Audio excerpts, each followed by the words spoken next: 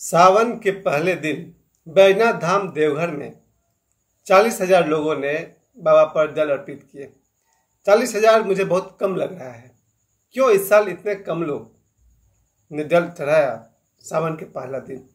और इन 3 दिनों में, आज सावन को तीसरा दिन है, 3 दिनों में मैंने एक भी कांवड़िया पाथरडी में नहीं देखा, जबकि 2022 में 1,38,000 से अधिक लोग ने पहला दिन जल चढ़ाया था। यानी कि देखा जाए तो 4 गुना कमी दिखाई पड़ रही है। 40,000 लोग बाबा धाम पहुंचे देवघर में। और जबकि मैं इन 3 दिनों में मैंने नोटिस किया है कि पाथरडी जहां हम रहते हैं, एक भी कांवड़िया हमने नहीं देखा। और हमने वो दिन भी देखा है जब सावन के पहला दिन, यानी कि गेरुआ वस्त्र पहने हुए, बोलबम के ड्रेस पहने हुए 50-100 लोग दिखाई पड़ते थे यहाँ पर। और ट्रैकर से जाते हुए तो कितने सारे लोग दिखाई पड़ते थे, सिंदरी से लेकर के सिंदरी, पाथरडी, चासनाला होते हुए। बस आवाज़ सुनाई पड़ती थी, बोलबम बोलबम के नारा बा। पर इस बार बाबा धाम में संख्या कम। भाई कहिए वो एडजस्टमेंट तो नहीं कि भाई ये लोग कुंभ में, महाकुंभ में 65 करोड़ सनातनी पहुंच गए, और दूसरी तरफ बाबा धाम में इस बार सिर्फ 40,000 लोग। मैं खुद नहीं गया इस बार, तो मुझे बोलने का कोई मुंह ही नहीं बनता है, कोई हक ही नहीं बनता है। लेकिन उन सुनहरे दिनों को याद करते हैं जब इसी पाथरडी में कितने सारे सैकड़ों लोग, मेरे रिश्तेदार में से 2 रिश्तेदार, जब तक उनका जीवन रहा, जीवन के पूरे जीवन तो नहीं, लेकिन मुझे लग रहा कि 10-20 साल से ज़्यादा वो लोग लगातार बोलबम जाते रहे। मेरे अपने रिश्तेदार, मेरे चाचा जी, मेरे पिताजी के छोटे भाई और मेरे ससुर जी, और भी कुछ लोग मुझे याद आते हैं, पर ये 2 लोग बाबा धाम के परम भक्त। मेरे चाचा जी तो खैर विशेष कई साल तक, मुझे लगता है 10-20 साल से ज़्यादा वो लगातार कांवड़ उठाकर चलते थे। और मेरे दोस्तों में ऐसे ऐसे दोस्त अभी भी हैं जो सावन में कांवड़ उठाए और चल दिए। मुझे उनका जो अनुशासन है, संकल्प है, वो हमसे नहीं हो पाता है। बाबा धाम जाने के लिए जो संकल्प करना पड़ता है, जो अनुशासन में चलना पड़ता है, वो हमसे नहीं हो पाता है। इसलिए हम आज तक कांवड़ लेकर के बाबा धाम नहीं जा पाए। बाबा धाम गए हैं बहुत बार, कम से कम 5 बार 6 बार हम गए हैं। 1992 में पहली बार गए थे बाबा धाम, जिसको बाबा धाम भी कहते हैं, बैजनाथ धाम देवघर को। और 1992 के बाद इधर हम लगातार 2012, 13, 14, 15, 16 में भी गए थे। इस तरह से बाबा धाम मुझे जाने का बहुत बहुत अवसर मिला। और ये बहुत मैं ज़रूरी समझता हूँ कि हम सब जितने भी सनातनी हैं, जो हमारा पर्व है उसकी सुंदरता बनी रहे। भोले बाबा का जो हम सब के मन में जो स्थान है, कल भी हमने यही बात कही थी कि भोले बाबा को भगवान राम प्रिय है और भगवान राम को भोले बाबा प्रिय है। इतना, ये कुछ ऐसे भी संत हैं जो कहते हैं कि इन्होंने भगवान शिव के दर्शन किए। और भगवान शिव को लेकर के इतनी सारी कथाएं हैं जिन्हें देख करके हम सबको यही लगता है कि बाबा धाम की कथा बहुत प्रसिद्ध है। पूरी दुनिया जानती है कि बाबा धाम के जो मूर्ति है, जो भी उनका स्थान है, शिवलिंग है, उसकी स्थापना रावण ने किया था। इतने प्रसिद्ध स्थान जो हमारे झारखंड में है, हमारे धनबाद से कुछ दूरी पर है, 200 किलोमीटर के आसपास दूरी पर है। यानी श्री रामचरितमानस का, रामायण का एक बहुत बड़ा पात्र रावण इतना बड़ा काम कर गए कि बाबा धाम की स्थापना कर गए। ये पूरा सावन हमारे मंदिरों में आज भी बज रहा था। दूर दूर के मंदिर से बोलबम के गीत बजते रहते थे, अभी आज भी बज रहे थे।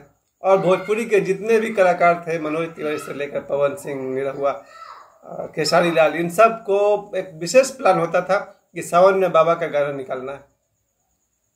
करीब करीब मुझे जितने भी भोजपुरिया कलाकार थे, कल्पना तेमन है और कल्पना जी भी हैं, देवी हैं, इन सभी, पवन सिंह, खेसारी, सबका CD 10-10 रुपये करके CD मिलता था।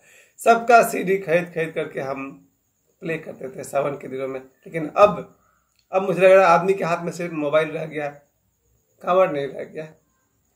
40,000 लोग पहुंचे। उन 40,000 लोगों को बहुत बहुत प्रणाम, बहुत बहुत साधुवाद कि उन्होंने सनातन धर्म के परंपरा को आगे बढ़ाई रहे।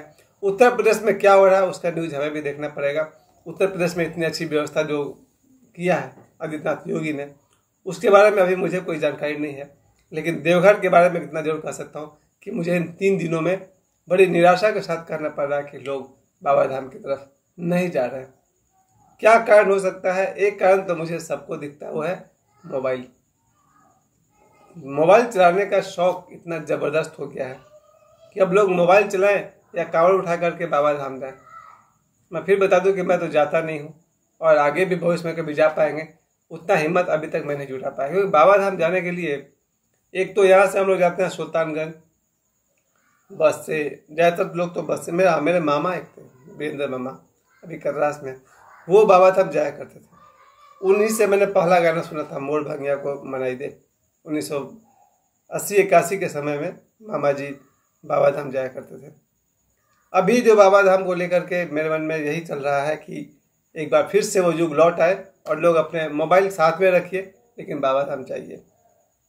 हम यहाँ से हम लोग सुल्तानगंज जाते हैं और सुल्तानगंज से जो 105 किलोमीटर की यात्रा है, उसको जो लोग भक्त जो तय करते हैं, उनकी कथाओं को, उनके रूटीन को सुन करके हृदय मेरा गदगद हो जाता है। मेरे एक और दोस्त के पिताजी हैं, वो जाया करते थे। जब वो लौटते थे तो पैर उनका फूल जाता था। वो लोग बताते हैं कि सुइया पहाड़ के पास जब उनको चलना पड़ता था तो उनका पैर फूल जाता था। या मेरे अपने चाचा जो थे, वो जब भी बाबा धाम से लौटेंगे उनका पैर फूल जाता था सुइया पहाड़ को पार करते समय। और हम भी जब बाबा धाम गए हैं, सावन के महीने भी गए हैं और कावड़ लेकर नहीं गए हैं लेकिन बाई ट्रेन गए हैं, तो जब हम लोग लौटते थे देखते थे ना, प्लेटफॉर्म पर जितने भी कावड़ वाले लौट रहे हैं सबका पैर फूला हुआ है। बड़ा सावधानी रखते थे कि ट्रेन की भीड़ में किसी का पैर न कुचला जाए। सबके पैर फूल जा रहे। लोग घर आने के बाद तो गर्म पानी से कितना दिन तक उन लोगों को पैर धोना पड़ता था ताकि लोग नॉर्मल हो सके। फिर भी लोगों में उत्साह बना रहता था। भगवान शिव की तपस्या, ये तो अच्छी बात है कि हम लोग घर बैठे बैठे भी भगवान शिव की आराधना कर सकते हैं। ये भी ठीक है कि मंदिर में जा करके बेलपत्र चढ़ा करके भी भगवान शिव की तपस्या कर सकते हैं।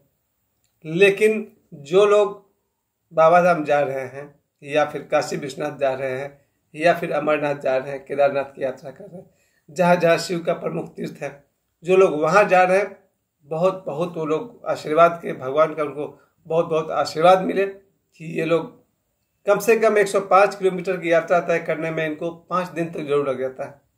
लेकिन एक बम और होता है जिसको हम लोग कहते हैं डाक बम। डाक बम इसी 105 घंटे के यात्रा को 24 घंटे में पूरा करता है। सोचिए 24 घंटे में 105 किलोमीटर चलने के लिए उसको एवरेज 5 किलोमीटर पर आवर के हिसाब से उसको चलना पड़ता होगा। यानी 1 घंटे में 5 किलोमीटर चलेंगे तब वो 24 घंटे में वो 105 किलोमीटर की यात्रा है, सुल्तानगंज से लेकर बाबा धाम की यात्रा है, उसको वो पूरा कर पाएंगे। और उसके बाद भी वहाँ पर जो लोग डाक बम होते हैं उन्हें एक सुविधा होती है कि डाक बम को जल चढ़ाने के लिए लाइन लगने की ज़रूरत नहीं होती है। वो पहले से 24 घंटे लगातार वो चल रहे हैं, इसलिए बाबा धाम की जो कमेटी है, जो भक्त हैं, वो उन्हें ये मौका देते हैं कि जो लोग भी डाक बम से आए हैं वो सीधे ही बाबा के स्थान पर जल चढ़ा सकते हैं। और जो लोग 5 दिन की यात्रा करके आते हैं 20 किलोमीटर पर डे चल करके, उनके लिए यही अभी व्यवस्था है। लंबी लाइन लगती है, लाइन की तो व्यवस्था करनी पड़ी। हमारे 92 के टाइम में वो भी नहीं था। अब तो इतना अच्छा व्यवस्था कर दिया गया है, लाइन की व्यवस्था कर दी गई है। ये जो बाबा धाम में सावन में हम लोग को इंतजार रहता है, प्रतिदिन कोई ना कोई प्रसाद दे जाता है, वो चूड़ा और पेड़ा और धागा, बाबा का प्रसाद, उसका हम सभी को बहुत बहुत इंतजार रहता है। हम लोग 92 के आसपास में गए थे बाबा धाम में, तो वहाँ के बाद बासुकीनाथ जरूर जाते थे। बाबा धाम जाने के बाद बासुकीनाथ उसी तरह से अपना कांवड़ लेकर के। बहुत महिमा है बाबा की, उनके लेकर। जो हम लोग बचपन में फिल्म देखे थे गंगा धाम, या फिर बाद में दूल्हा गंगा पार के में जो गाना हम लोग सुनते थे बोल बम के नारा पर, बाबा के लिए यही कहूँगा कि सावन का पूरा महीना, एक तरफ तो महाशिवरात्रि जो मार्च में होता है, और वो तो चलिए एक दिन का पर्व है महाशिवरात्रि, लेकिन पूरा सावन जो है तो बाबा को समर्पित है। प्रतिदिन बेलपत्र हम लोग चढ़ाते हैं शिवलिंग के ऊपर में। कल तो सोमवार है, फिर से लोग अपने अपने घर के पास मंदिर जाएंगे और शिवलिंग के ऊपर में वो लोग अर्पण करेंगे, बेलपत्र चढ़ाएंगे, जल चढ़ाएंगे। मेरी बहुत बहुत शुभकामना है कि देश से खूब खूब लोग बाबा धाम जाएं और हम लोग को बहुत बहुत प्रसाद खाने को मिले। और बाबा धाम में बहुत सुंदर व्यवस्था है, सुनने में आता है, देखे तो नहीं है, कुछ लोगों का हमने ब्लॉग्स देखा है। बड़ा बारिश में भीगते भीगते जाना, एक दूसरे को लोग बम कहते हैं, चलिए बम आगे बढ़िए बम बोल बम। फिर उनके रहने का भी मैंने जहाँ तक सुने हैं, मेरे दोस्त जाया करते हैं, दिन भर चलना है, बारिश हो तो कहीं रुक गए या कुछ तो भीगते हुए चलते रहते हैं। थोड़े से पैसे भी अपने पास रखने पड़ते हैं, रात को कहीं किसी धर्मशाला में रुक जाते हैं और फिर सुबह वो लोग नित्य क्रिया से निपट करके फिर यात्रा पर निकल पड़ते हैं। और बड़ी अच्छी बात है कि जब जब कांवड़ कहीं रखते हैं वो लोग, जमीन पर कांवड़ तो रखा नहीं आता ना, एक स्टैंड बना होता है, उस पर कांवड़ रख करके लोग प्रणाम करते हैं। फिर दोबारा वो लोग स्नान करके और वो कान पकड़ के उठक बैठक करते हैं। वो मैं देखता हूँ लोग भगवान शिव से क्षमा मांगते हैं और फिर वो कांवड़ को कंधे पर लेकर चल पड़ते हैं, जल चढ़ाते हैं। इस सावन के पवित्र महीना में मैं यही कहूँगा, आशा करूँगा अधिक से अधिक सनातनी बाबा धाम जाएं या काशी विश्वनाथ जाएं, बाबा को जल चढ़ाइए और पुण्य के भागी बनिए। बोल बम।